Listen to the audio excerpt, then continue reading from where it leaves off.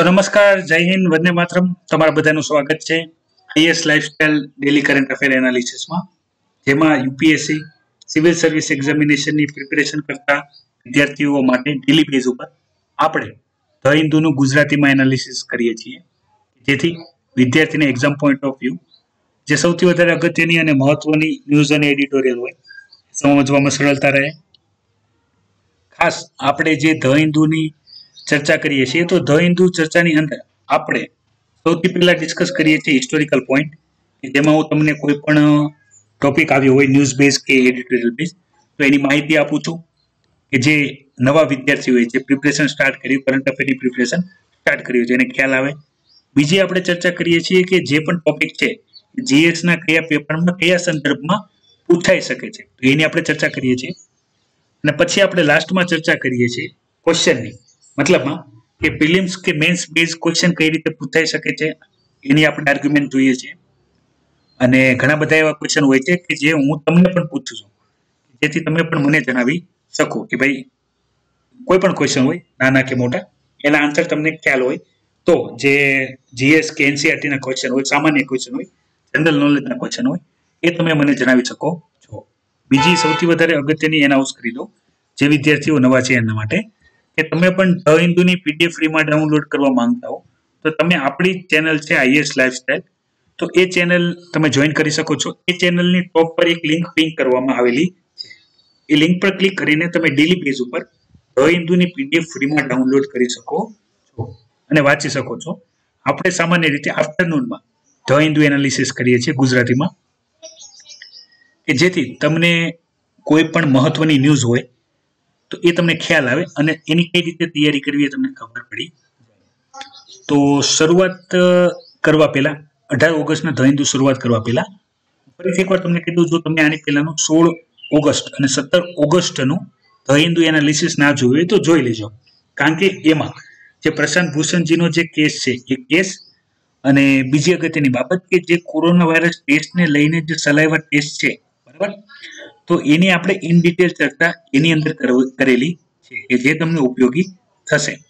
અને એ ડિસ્કશન હું અહીંયા કરવાનો નથી, કારણ કે સતત રિપીટેડ ઇન્ફોર્મેશન છે. તો જે વિદ્યાર્થીઓ ડેલી બેઝ ઉપર કરંટ અફેર જોવે છે તો એને એવું થશે કે સર એકને એક ઇન્ફોર્મેશન વારંવાર આપે છે. હાલાકી એવું નથી, ઘણા બધા નવા વિદ્યાર્થીઓ હોય છે કે જે વચ્ચેથી ચડતા હોય તો એને એવું લાગે કે સર ઘણી બધી ઇન્ફોર્મેશન સ્કીપ કરે છે. તો બધાને બેલેન્સ થઈ જાય એના માટે થઈને હું જે અગત્યની જેટલી પણ ઇન્ફોર્મેશન હોય એ ખાલી શોર્ટમાં ડિસ્કસ કરી લઉં છું, કે જેથી બંને વિદ્યાર્થીઓને કે જે રેગ્યુલર જોવે છે એને પણ અને જે પહેલી વાર જોવે છે એને દરેક ઇન્ફોર્મેશન ખબર પડી જાય. છતાં સમજ ના પડે તો તમે વિડીયોની કોમેન્ટ બોક્સમાં કોમેન્ટ કરી શકો છો. તો ગઈકાલે મેં તમારી સાથે ચર્ચા કરી હતી અને આજે મેં તમને ગઈકાલે જેટલા પણ ક્વેશ્ચન જણાવ્યા હતા 17 ઓગસ્ટ માટે કન્ટેમ્પ્ટ ઓફ કોર્ટને લઈને, સિવિલ કન્ટેમ્પ્ટ ને ક્રિમિનલ કન્ટેમ્પ્ટ, બીજું કે ભાઈ કોને કન્ટેમ્પ્ટ ઓફ કોર્ટ ગણવું તો એના ડેફિનેશનને લઈને, અને સૌથી વધારે અગત્યની બાબત છે કે ભાઈ સુપ્રીમ કોર્ટ પાસે ઓલરેડી એટલા બધા કેસ પેન્ડિંગ છે, બરાબર, તો સુપ્રીમ કોર્ટે આ રીતે શું મોટું દાખલ કરવું જોઈએ કે ના કરવું જોઈએ એની પણ ચર્ચા કરી હતી. અને પ્રશાંત ભૂષણજીએ ટ્વિટરની અંદર ચીફ જસ્ટિસ ઓફ ઇન્ડિયાની ઇમેજ ઉપર ટ્વીટ કરેલું હતું, તો એ ટ્વીટને કન્ટેમ્પ્ટ ઓફ કોર્ટ ગણવું જોઈએ કે ના ગણવું જોઈએ એની જ આપણે ચર્ચા કરવાની છે ઇન ડિટેલ, કે જેથી કોઈ પણ ઇન્ફોર્મેશન બાકી રહી જાય નહીં. તો આપણે શરૂઆત કરીએ પેલા ઇન્ફોર્મેશનથી. તો અહીંયા પ્રશાંત ભૂષણજી જે છે એમને કન્ટેમ્પ્ટ ઓફ કોર્ટની અંદર, મતલબ સુપ્રીમ કોર્ટની જે સ્વાયત્તા છે એની અંડરમાં શું મોટો દાખલ કરવામાં આવ્યું, બરાબર, અને શું મોટોની અંદર પ્રશાંત ભૂષણજીને દોષી કરાર દેવામાં આવ્યા. એમને કેટલી સજા થશે સિવિલ કન્ટેમ્પ્ટ ઓફ કોર્ટની અંદર એ 20 ઓગસ્ટે જ્યારે સજા આપશે ત્યારે આપણને ખબર પડશે. પણ આ મુદ્દાએ ઘણા બધા બીજા કેસ ઉભા કરી દીધા છે, તો એની બધી બાબત ચાલે છે. તો એક એવો ઇસ્યુ એ પણ છે કે ભાઈ જ્યુડિશિયલ સિસ્ટમ છે તો એના ઉપર ઘણી વખત કરપ્શનના ચાર્જીસ લાગતા હોય છે, બરાબર, કે જે ચીફ જસ્ટિસ ઓફ ઇન્ડિયા હોય છે તેના ઉપર કરપ્શનના ચાર્જીસ લાગતા હોય છે. અને રોજિંદી ઘટના છે તો તમને ખ્યાલ હશે કે ભાઈ ઘણી બધી ન્યાયિક સિસ્ટમમાં જે જજ હોય છે એને ખરીદ વેચાણનું કામ થતું હોય છે, મતલબ આ બ્રાઇબ આપવાનું, કરપ્શનની અંદર એમને લાંચ રૂશ્વત આપવાનું કાર્ય થતું હોય છે કે ભાઈ જેથી એમનો નિર્ણય આપણા પક્ષમાં આવે.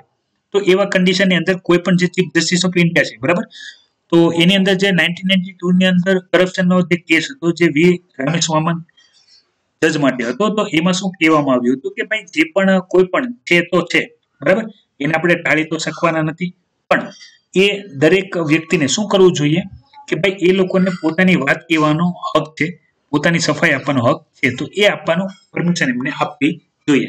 તો એ જ બધી બાબતોની ચર્ચા અહીંયા કરેલી છે.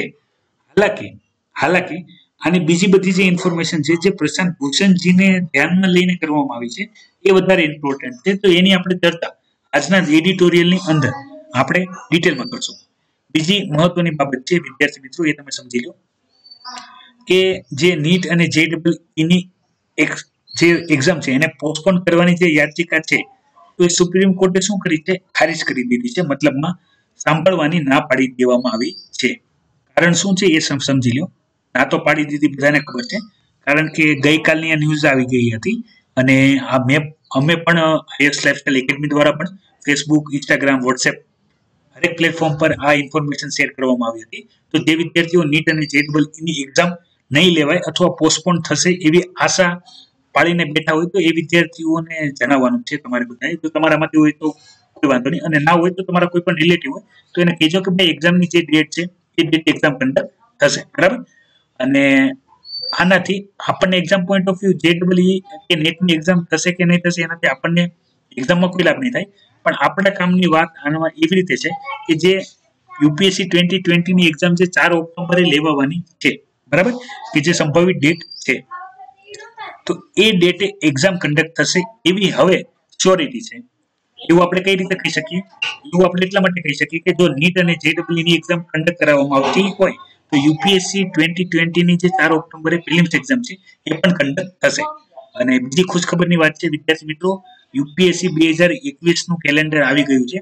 10 ફેબ્રુઆરીએ તમે UPSC 2021 માટે એપ્લાય કરી શકશો ઓનલાઈન, બરાબર. તો એની પણ હું બધી માહિતી તમારી સાથે શેર કરી ઇન ડિટેલમાં, તો એની તમે ચિંતા ન કરતા. અને જે ડેટ છે એની પણ notification Telegram channel, WhatsApp, Instagram, બરાબર, ફેસબુક હરેક જગ્યાએ અવેલેબલ કરાવી દીધું છે. તો તમે પણ આવા ડેલી બેઝ ઉપર જે એક્ઝામ પોઈન્ટ ઓફ વ્યૂ સિવાયના અગત્યના નોટિફિકેશનો એના માટે સોશિયલ મીડિયા જે પ્લેટફોર્મ છે જોઈન કરી શકો છો. વિદ્યાર્થી મિત્રો ખાસ એક વાત કહી દો, તમને જેટલા પણ પ્લેટફોર્મ આપ્યા છે એ બધા પ્લેટફોર્મ ખાલી નોટિફિકેશન માટે છે. તમને કોઈ પણ ક્વેશ્ચન હોય તો તમારે યુટ્યુબ વિડીયોમાં કોમેન્ટ કરવાની છે. તો એ કોમેન્ટ રિવ્યુ કરવામાં આવશે અને એ કોમેન્ટનો જવાબ આપવામાં આવશે. હા, વહેલા કે મોડા જવાબ આપવામાં લેટ થાય તો તમારી જે પણ કોમેન્ટ કે જે પણ ક્વેશ્ચન હોય એ જેટલા પણ આપણે ડેલી બેઝ ઉપર 2 થી 3 વિડીયો અવેલેબલ થાય છે, બરાબર. આપણે કરંટ બેઝ વાત કરીએ કે UPSC ફાઉન્ડેશન કોર્સની અંદર જે વિદ્યાર્થીઓ જોડાયા છે, બરાબર, UPSC પ્રિપરેશન કરવા માટે, અને બીજા પણ વિદ્યાર્થીઓ કે જે એની સિવાયના પ્લેટફોર્મ પર પણ અનએકેડમી જેવા પ્લેટફોર્મ પર જોડાયા, તો હરેક જગ્યાએ આપણો કોઈને કોઈ ઇન્ફોર્મેટિવ વિડીયો ઇન્ફોર્મેશન આવતી જ હોય છે. તો એ બધાના સંદર્ભમાં તમારે યુટ્યુબ વિડીયોમાં કોમેન્ટમાં જ કોમેન્ટ કરવાની છે, ત્યાં તમને રિપ્લાય આપવામાં આવશે. બીજા કોઈ પણ પ્લેટફોર્મ પર તમે કોઈ પણ મેસેજ કરશો તો એને તમને રિપ્લાય મળશે નહીં, બરાબર. ખાસ યાદ રાખજો, મેં તમને જાણ તો કરેલી જ છે, પણ છતાં હું વારંવાર કહું છું કે બાકીના કોઈ પણ સોશિયલ મીડિયા પ્લેટફોર્મ પર તમારે મેસેજ કરવાના નથી, ખાલી યુટ્યુબ વિડીયોની અંદર તમારે કોમેન્ટ કરવાનું, એ જ કોમેન્ટનો તમને રિપ્લાય આપવામાં આવશે. હાલાકી તમારા ક્વેશ્ચનનો કોઈ રિપ્લાય ના મળે તો તમારે કન્ટિન્યુઅસ તમારી કોમેન્ટને રિપીટ કર્યા કરવાની છે, બરાબર. તો એનો તમને રિપ્લાય મળી જશે. હવે ફ્રન્ટ પેજના ન્યૂઝ પછી સૌથી અગત્યની ચર્ચા કરીએ એ છે આપણા એડિટોરિયલની અંદર. તો વિદ્યાર્થી મિત્રો ફરીથી જમ્મુ કાશ્મીરના 4G ને લઈને જે ચર્ચા છે એ આવેલી છે, જે આપણે ઇન ડિટેલ ઓલરેડી કરેલી છે. તો સૌથી વધારે અગત્યના જે પોઈન્ટ છે જે એક્ઝામ પોઈન્ટ ઓફ વ્યૂ મહત્વના છે એની આપણે ઇન ડિટેલ ચર્ચા કરીશું કે ભાઈ જેથી જે પણ પોઈન્ટ છે, ઇમ્પોર્ટન્ટ પોઈન્ટ છે, એ તમને ખ્યાલ આવી જાય. તો એની ચર્ચા કરવા પહેલા આપણે ડિસ્કસ કરી લઈએ કે ભાઈ જે જ્યુડિશરી સિસ્ટમ છે, બરાબર, તો એની અંદર જે લેફ્ટનન્ટ ગવર્નર છે દિલ્હીના અને દિલ્હી ગવર્મેન્ટ છે, તો એની વચ્ચે કોન્ફ્લિક્ટ થયો છે. તો એ કોન્ફ્લિક્ટનો આખો ઇસ્યુ શું છે અને સુપ્રીમ કોર્ટે કઈ કઈ બાબતો હાઇલાઇટ કરી છે એની આપણે ડિટેલ ઇન્ફોર્મેશન જોઈ લઈએ. તો આખો ઇન્સિડન્ટ શું છે દિલ્હીનો એ તમે સમજો એટલે તમને બધું ખ્યાલ આવી જશે. તો દિલ્હીમાં તમને ખ્યાલ હશે કે પબ્લિક રાઇટ્સની અંદર એક પબ્લિક પ્રોસિક્યુટર તરીકે એક વ્યક્તિની પસંદગી કરવાની હતી. તો એ પસંદગી માટે થઈને દિલ્હી પોલીસે અને દિલ્હી ગવર્મેન્ટે બંને એક લિસ્ટ આપી લેફ્ટનન્ટ ગવર્નરને પબ્લિક પ્રોસિક્યુટરની પસંદગી માટે. તો હવે થયું શું, જે લેફ્ટનન્ટ ગવર્નર હતા એને જે પબ્લિક પ્રોસિક્યુટરની જે પસંદગી કરી એ પબ્લિક પ્રોસિક્યુટર હતા દિલ્હી પોલીસ લિસ્ટમાંથી અને દિલ્હી ગવર્મેન્ટ લિસ્ટમાંથી હતા નહીં.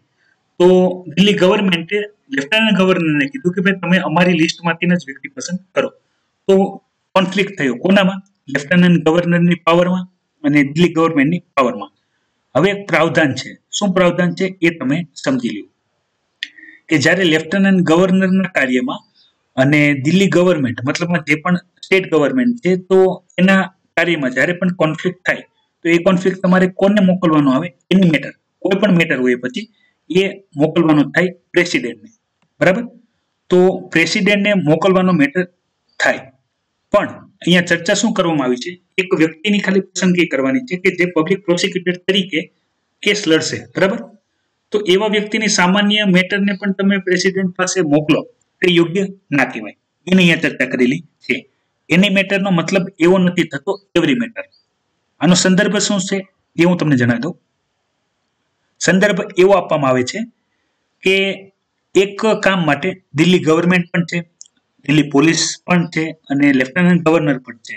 પબ્લિક પ્રોસિક્યુટર કોને પસંદ કરવા દો એટલી નાની બાબત માટે પણ તમે યોગ્ય રીતે કોઓપરેટ કરીને ડિસિઝન ના લઈ શકતા હો તો આ તમારા વર્કિંગ ફંક્શનને લઈને એડમિનિસ્ટ્રેટિવ જે જેટલા પણ કોન્ફ્લિક્ટ છે એને લઈને અને as a government, as a governors તમે આ બધા જો નાના નાના ડિસિઝન ફટાફટ સ્ટેટ લેવલે ના કરી શકતા હો, બરાબર, તો તમારે કાર્ય ઉપર શંકા ઊભી થાય.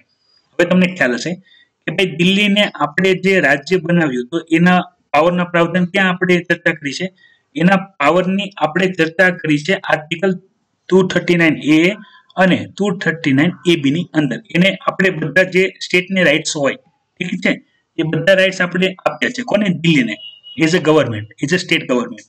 અને આની ચર્ચા પણ આપણે વારંવાર કરીએ છીએ કે ભાઈ જે દિલ્હી ગવર્મેન્ટ છે, બરાબર, દિલ્હી ગવર્મેન્ટ છે એ સ્ટેટ છે, હવે યુનિયન ટેરિટરી નથી. તો એની પાસે દરેક પાવર છે અને દરેક પાવરનો એ ઉપયોગ કરી શકે છે. તો ઉપયોગની અંદર સૌથી મહત્વની બાબત કઈ જોવાની છે કે ભાઈ એમની પાસે જેટલા પણ પાવર છે, જેટલા પણ રાઇટ છે તો એનો ઉપયોગ કરવા જોઈએ. તો દિલ્હી ગવર્મેન્ટ હાલમાં યુનિયન ટેરિટરીમાંથી આપણે સ્ટેટ એને પ્રાવધાન આપ્યું તો ત્યાં લેફ્ટનન્ટ ગવર્નર છે, બરાબર. તો દિલ્હી પાસે લેન્ડ, પબ્લિક ઓર્ડર અને પોલીસ સિવાયના તમામ પાવર એમની પાસે છે. તો એમને એના માટે શું કરવા જોઈએ, યોગ્ય જે પણ ડિસિઝન હોય એ ડિસિઝન સ્વાયત્તા રીતે પોતે લેવા જોઈએ. એ જ અહીંયા બાબતોની ચર્ચા કરવામાં આવેલી છે. અને આવા નાના નાના પ્રોબ્લેમ માટે જો તમે દરેક બાબત પ્રેસિડેન્ટને રેકમેન્ડેડ કરો તો એ એડવાઇઝેબલ નથી, બરાબર. સુપ્રીમ કોર્ટે પણ આ જ બાબતોને હાઇલાઇટ કરી છે કે ભાઈ તમે જે પણ નોર્મલ આવા ડિસિઝન હોય કે જે તમે પોતે પણ લઈ શકો છો તો એના માટે દરેક મેટરને તમારે કોને નથી સજેસ્ટ કરવાની, પ્રેસિડેન્ટને મોકલવાની નથી. કારણ કે પ્રેસિડેન્ટ તમારા આવા સ્ટેટના નાના નાના કાર્ય માટે ખાલી એક પબ્લિક પ્રોસિક્યુટરની પસંદગી કરવી છે કે જે તમે પણ એઝ અ સ્ટેટ પણ કરી શકો છો. હા, જે પણ વ્યક્તિની પસંદગી કરી છે એના કાર્યને લઈને કોઈ શંકા હોય તો બીજા વ્યક્તિને પસંદ કરી લો, પણ આવા મેટર તમે પબ્લિક એડમિનિસ્ટ્રેશનની અંદર વારંવાર તમે પ્રેસિડેન્ટને ના મોકલી શકો, બરાબર. એની મેટરનો મતલબ એવરી મેટર થતો નથી. તો એ જ બધી બાબતોની અહીંયા ડિટેલમાં ચર્ચા કરી છે. તો આ બધા પોઈન્ટ જે છે તો એની અંદર ઘણા બધા આર્ગ્યુમેન્ટ થઈ શકે છે, બરાબર. પણ આપણે જે એક્ઝામમાં કન્સ્ટ્રક્ટિવ આર્ગ્યુમેન્ટ જે લખવાના થાય, માની લો તમને પ્રિલિમ્સમાં 3-4 સ્ટેટમેન્ટ આપી હતી જે દિલ્હી સરકાર છે, બરાબર, તો એના પાવરને લઈને તો એ તમને એક સ્ટેટમેન્ટ એ આપે, બીજું તમને જે લેફ્ટનન્ટ ગવર્નર છે એના પાવરને લઈને ક્વેશ્ચન આપે, અને ત્રીજું છે જે સૌથી વધારે અગત્યનું છે કે પાવર ઓફ સેપરેશનને લઈને, બેલેન્સ, ચેક એન્ડ બેલેન્સને લઈને જે લેફ્ટનન્ટ ગવર્નર છે, સેન્ટરના પાવર છે અને સ્ટેટના પાવર છે એને લઈને. તો તમારે આન્સર લખવામાં તમને સૌથી વધારે જે અગત્યની બાબત છે એ છે પાવરની અંદર ડિસિઝન કઈ રીતે લેવા, તો એ તમને ખ્યાલ આવી જાય. તો વિદ્યાર્થી મિત્રો, આ હતું દિલ્હીનું જે મેં તમને વાત કરી એ કોન્સેપ્ટ. બીજું આપણે આની ઓલરેડી એક ડિસ્કશન આપણે અહીંયા કરી લીધી છે, એ છે કે જે સલાઇવા ટેસ્ટ છે, બરાબર, જે યાલ યુનિવર્સિટી દ્વારા ડેવલપ કરવામાં આવી છે, જેને યુએસ FDA દ્વારા શું મળેલું છે, યુએસ FDA દ્વારા જેને એપ્રુવલ મળી ગયું છે અને ઘણી સારી વાત છે. તો જે વિદ્યાર્થીઓએ આપણો એ daily base current affair analysis નથી જોયો, જેમાં આપણે સલાઇવા ટેસ્ટની દરેક ઇન્ફોર્મેશન છે જે આપણે ડિસ્કસ કરેલી છે. તો એ ડિસ્કશનની અંદર મેં તમને જણાવ્યું હતું કે ભાઈ જે આ સલાઈવા ટેસ્ટ છે, રેપિડ ટેસ્ટ, તો એની અંદર મોઢાની સલાઈવા લેવાની છે કે જે એક સામાન્ય વ્યક્તિ પણ કરી શકે છે અને ખૂબ ઓછા સમયમાં કોરોના વાયરસ પોઝિટિવ છે કે નહીં એ ખબર પડી જશે. અને આ જે ટેસ્ટ કિટ છે એનું ઇવેલ્યુશન કરવામાં આવ્યું, મતલબમાં ચેક કરવામાં આવ્યું, એનાલિસિસ કરવામાં આવ્યું કે ભાઈ હકીકતે કામ કરે છે કે નહીં. તો એને યુએસ FDA ની માન્યતા પ્રાપ્ત છે, એટલે એની કાર્યને લઈને કોઈ સવાલ ઉદ્ભવી શકે નહીં. બરાબર. બહુ જલ્દી એનો ઉપયોગ યોગ્ય રીતે થાય અને કોરોના વાયરસના પોઝિટિવ છે કે નહીં એની ચર્ચા થાય, તો એના માટે એનું કમર્શિયલાઇઝ થઈને માર્કેટની અંદર અવેલેબલ થઈ જાય તો દરેક વ્યક્તિ જે છે, બરાબર, એનો ઉપયોગ કરતો થઈ જશે. હમણાં આપણે આગળ જોશું જે એની સિવાયની જે RT-PCR છે, reverse transcription polymer chain reaction છે, તો એ ઘણી લેન્ધી પ્રોસેસ છે અને ખર્ચાળ પ્રોસેસ છે. એની જગ્યાએ રેપિડ ટેસ્ટની અંદર સલાઈવા ટેસ્ટ ને એન્ટીબોડી ટેસ્ટ જો ઇફેક્ટિવ થઈ જાય, બરાબર, તો ખૂબ સારી વાત કરાય. હવે અહીંયા ચર્ચા કરવામાં આવેલી છે કે ભાઈ જે દિલ્હીની અંદર 4G ઇન્ટરનેટ છે, બરાબર, એને લઈને તો આ બધી આર્ગ્યુમેન્ટ ઇન ડિટેલ આપણે અડધો કલાક ડિસ્કસ કરેલી છે કે જ્યારે આના આપણે જમ્મુ કાશ્મીરના જે 370 હટાવવાને લઈને 1 વર્ષ પૂર્ણ થયું હતું ત્યારે બધી બાબતોની આપણે ઇન ડિટેલ ચર્ચા કરી હતી. પણ ફરીથી એકવાર ચર્ચા કરી લઈએ છીએ. નવા વિદ્યાર્થી છે એને ઉપયોગી થશે અને જૂના વિદ્યાર્થીઓને ડિવિઝન થશે. તો સમજો અહીંયા વાત શું કહેવામાં આવેલી છે કે ભાઈ દિલ્હીની ઇન્ટરનલ સિક્યુરિટીને ધ્યાનમાં લઈને ત્યાંનું જે 4G ઇન્ટરનેટ છે એ બેન્ડ કરવામાં આવેલું છે બધા માટે. અને હાલમાં ત્યાં કયું ઇન્ટરનેટ ઉપયોગ થાય છે? હાલમાં ત્યાં 2G ઇન્ટરનેટ ઉપયોગ થાય છે, બરાબર. 2G ઇન્ટરનેટનો ઉપયોગ થાય છે ત્યાં જમ્મુ કાશ્મીરની અંદર. બીજી વસ્તુ અહીંયા શું કહેવામાં આવી છે કે ભાઈ ચાલો ઇન્ટરનલ સિક્યુરિટીને લઈને ગવર્મેન્ટે આ બાબતોને ધ્યાને લીધી. તો જે જાગૃત વ્યક્તિ છે, જાગૃત નાગરિક છે જમ્મુ કાશ્મીરના, તો એને આની અંગે કેસ કરી દીધો કે ભાઈ દિલ્હીના લોકો છે, બરાબર, ઇન્ટરનલ સિક્યુરિટી તો ચાલો સમજાય ગયું, પણ જે દિલ્હીના લોકો છે એને 4G ઇન્ટરનેટ ઉપયોગ કરવાનો રાઇટ્સ હોવો જોઈએ. તો સુપ્રીમ કોર્ટે પણ એમની વાતને શું માન્યતા આપી છે કે ભાઈ જે આ લોકોને ઇન્ટરનેટનો ઉપયોગ છે એ અને જે ફ્રીડમ ઓફ એક્સપ્રેશન છે એ ફંડામેન્ટલ રાઇટ્સની અંદર આવે છે, બરાબર. ફંડામેન્ટલ રાઇટ્સની અંદર આવે છે. આર્ટિકલ 32 તમે જોઈ શકો છો અહીંયા કન્સ્ટ્રક્ટિવ આર્ગ્યુમેન્ટ સાથે આપવામાં આવેલું છે. અને જ્યારે કન્સ્ટ્રક્ટિવ આર્ગ્યુમેન્ટ સાથે આપવામાં આવ્યું હોય ત્યારે તમારે યાદ રાખવાનું આર્ટિકલ મેન્શન હોય અને ઓથોરિટી બંને મેન્શન હોય, કોન્સ્ટિટ્યુશનલ બોડી મેન્શન હોય, ત્યારે આના આર્ગ્યુમેન્ટ સૌથી વધારે અગત્યના થઈ જાય છે. તો આર્ટિકલ 32 ના અંડરમાં સુપ્રીમ કોર્ટે જજમેન્ટ આપેલું છે કે ભાઈ જે દિલ્હીના લોકો છે, બરાબર, એને ઇન્ટરનેટનો ઉપયોગ કરવો અને પોતાનું ફ્રીડમ ઓફ એક્સપ્રેશન છે એના અંડરમાં એમને 4G ઇન્ટરનેટનો યુઝ કરવાની પરમિશન હોવી જોઈએ. તો જમ્મુ કાશ્મીરની અંદર અત્યારે ટ્રાયલ બેઝ મતલબમાં પર્ટિક્યુલર કોઈ એરિયામાં 4G સેટઅપ ચાલી રહ્યું છે. ટૂંક સમયમાં બધા માટે 4G ઇન્ટરનેટ ઉપયોગ વધી જશે.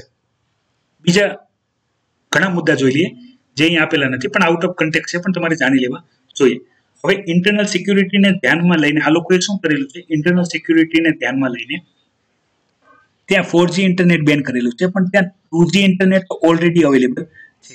તો યાદ રાખો ઇન્ટરનલ સિક્યુરિટી માટે વાત કરીએ કે આપણે પ્રોપોગેન્ડા ફેલાવવાની, મતલબમાં કોઈ ઓડિયો કે કોઈ વિડીયો કે કોઈ સમાચારની જેમ કોઈ ન્યૂઝ ટેક્સ્ટ સ્વરૂપમાં કે કોઈ પણ પિક્ચર હોય જેમાં બધી ઇન્ફોર્મેશન લખી હોય એ જો વાત સ્પ્રેડ કરવાની વાત છે, બરાબર, લોકોને ગવર્મેન્ટની ખિલાફ ભડકાવવાની વાત છે, તો એ 2G સ્પીડમાં પણ થઈ શકે છે. 4G ઇન્ટરનેટનો ઉપયોગનો મતલબ થાય છે કે ભાઈ માની લો કે ઓનલાઈન કોઈને ક્લાસ કરવા છે અથવા કોઈ ઓનલાઈન ક્લાસ ચાલી રહ્યો છે અથવા કોઈ ઓનલાઈન મીટિંગ કરવી છે તો એના માટે 4G સ્પીડની જરૂર પડે. તો ત્યાં તો એ કોઈ પોસિબિલિટી નથી, બરાબર. આતંકવાદીઓ કઈ એવું તો હોય નહીં કે ભાઈ આઉટ ઓફ ઇન્ડિયા બેસીને લાઈવ કોન્સર્ટ શરૂ કરે કે ભાઈ તમે બધા લાઈવ જોડાય, કોમેન્ટ કરો, લાઈક કરો, શેર કરો, સબસ્ક્રાઇબ કરો, એવું તો કઈ હોય નહીં, બરાબર. તો એ આર્ગ્યુમેન્ટને ખારિજ કરી દેવામાં આવેલી છે કે ભાઈ ઇન્ટરનલ સિક્યુરિટીનો પ્રોબ્લેમ હોય તો એના માટે 2G સ્પીડ પણ ઇનફ છે. જો નવી ટેકનોલોજીનો ઉપયોગ કરીએ તો 2G સ્પીડમાં પણ તમે એડવાન્સ કરીને બધા કાર્ય કરી શકો છો. તો એ જ બધી બાબતોની અહીંયા ડિટેલમાં ચર્ચા કરી છે. હાલાકી જમ્મુ કાશ્મીરની અંદર ટૂંક સમયમાં 4G આવી જશે તો એ ખૂબ સારી વાત છે જમ્મુ કાશ્મીરના સ્ટુડન્ટ માટે કે જે કદાચ ઓનલાઈન ટીચિંગ ક્લાસ જોઈન કરવા માંગતા હોય, બરાબર, પ્રિપરેશન કરવા માંગતા હોય કે આપણા જે સ્ટાન્ડર્ડ વાઇઝ વાત કરીએ તો સ્કૂલિંગની અંદર ક્લાસ કરવા માંગતા હોય તો હવેથી થઈ શકશે. તો એ બધી ચર્ચા જ અહીંયા કરવામાં આવેલી છે. યાદ રાખજો આર્ટિકલ 32 આર્ટિકલ 32 ઘણી વખત સુપ્રીમ કોર્ટ અને હાઈકોર્ટ માટે શું મોટો માટે પણ ઉપયોગી થાય છે, જ્યારે સામાન્ય વ્યક્તિના લાઇફસ્ટાઇલને લઈને, બરાબર, લાઇફસ્ટાઇલને લઈને પણ કોઈ ક્વેશ્ચન થાય આર્ટિકલ 21 ના અંડરમાં, ત્યારે પણ આર્ટિકલ 32 નો રેફરન્સ લઈને ગવર્મેન્ટના અગેન્સ્ટમાં પણ શું મોટો દાખલ કરી શકાય અને કોઈ પણ વ્યક્તિને પ્રોબ્લેમ હોય, ફંડામેન્ટલ રાઇટનું વાયોલેશન થતું હોય, ત્યારે તમે સુપ્રીમ કોર્ટ અને હાઈકોર્ટ પાસેથી ન્યાયની માંગણી કરી શકો છો અને સુપ્રીમ કોર્ટ ન્યાય આપતું પણ હોય, બરાબર, વહેલું કે મોડું એની હમણાં આપણે ડિટેલમાં ચર્ચા કરીએ. તો ફરીથી ક્રિટિસિઝમ અને કન્ટેમ્પ્ટ ઓફ કોર્ટનો જે ઇસ્યુ છે એ વધારે થયો છે. તો અહીંયા બે વસ્તુ તમે સમજી લો જે સૌથી વધારે અગત્યનું છે, એક્ઝામ પોઈન્ટ ઓફ વ્યૂ સૌથી વધારે મહત્વનું છે. આપણને કોઈ વ્યક્તિના પ્રશાંત ભૂષણજીના નામને લઈને યુપીએસસી ની અંદર ક્વેશ્ચન નહીં આવે. યુપીએસસી ની અંદર ડાયરેક્ટ ક્વેશ્ચન આવશે કોન્ફ્લિક્ટને લઈને, બરાબર, તમારા રાય માંગશે. તો રાય આપવા માટે આપણી પાસે રાય હોય તો જોઈએ ને, તો આપીએ ને આપણે રાય. તો રાય તમે સમજી લો શું કહેવામાં આવે છે. કન્ટેમ્પ્ટ ઓફ કોર્ટની ડેફિનેશન ક્યાં આપવામાં આવેલી છે? તો અંડર સેક્શન 2C ની અંદર જે કન્ટેમ્પ્ટ ઓફ કોર્ટ છે, બરાબર, એની ડેફિનેશન આપવામાં આવી છે કન્ટેમ્પ્ટ ઓફ કોર્ટ એક્ટ 1971. તો એની અંદર ક્રિમિનલ કન્ટેમ્પ્ટ ઓફ કોર્ટ અને સિવિલ કન્ટેમ્પ્ટ ઓફ કોર્ટની ડેફિનેશન આપેલી છે. એના દાયરામાં રહીને અહીંયા કન્સ્ટ્રક્ટિવ આર્ગ્યુમેન્ટ આપવામાં આવેલી છે કે ભાઈ જે પ્રશાંત ભૂષણજી છે એને ટ્વિટરની અંદર ચીફ જસ્ટિસ ઓફ ઇન્ડિયાનો જે ફોટો હતો તો એની અંદર ટ્વીટ કર્યું હતું. તો એ ટ્વીટનો જવાબ મળવા માટે તો એને ટ્વીટ નતું કર્યું, એને તો ખાલી પોતાનું શું કીધું હતું, ફ્રીડમ ઓફ સ્પીચનો ઉપયોગ કર્યો હતો. તો ફ્રીડમ ઓફ સ્પીચ શું છે? ફંડામેન્ટલ રાઇટ છે. ક્યાં લખેલ છે? આર્ટિકલ 19(1) એની અંદર. પણ એનો મતલબ એનું રેસ્ટ્રિક્શન પણ આપેલું છે. ક્યાં? આર્ટિકલ 92 ની અંદર, બરાબર. તો અહીંયા એ બે પોઈન્ટને પણ હાઇલાઇટ કરેલા છે કે ભાઈ મારો ફંડામેન્ટલ રાઇટ છે, હું મારી વાતને રજૂ કરી શકું છું. હા, એ કન્ટેમ્પ્ટ ઓફ કોર્ટ છે કે નથી એ અલગ મેટર છે, બરાબર. તો એ અહીંયા વાત શું કરી છે કે ભાઈ આ હું મારી વાતને રજૂ કરું, એ મારો ફંડામેન્ટલ રાઇટ છે. તમે આ વાતને રજૂ ના કરવા દો તો એ મારું ફંડામેન્ટલ રાઇટ્સનું શું છે? વાયોલેશન છે, બરાબર. તો મને પ્રોટેક્શન મળવું જોઈએ.